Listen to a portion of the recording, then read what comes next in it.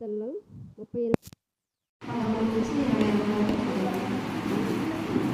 నా స్నేహితులను నా చెలికాడులను నా తెగులు చూసి ఎడముగా నిలుచుచున్నారు, నా బంధువులు దూరంగా నిలుచుచున్నారు.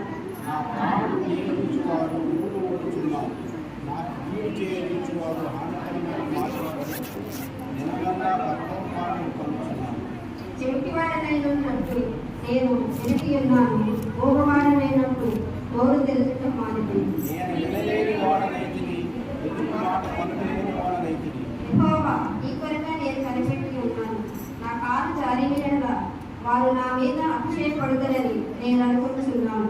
ప్రభువా, నా దేవ, నీవే ఉత్తరమించను.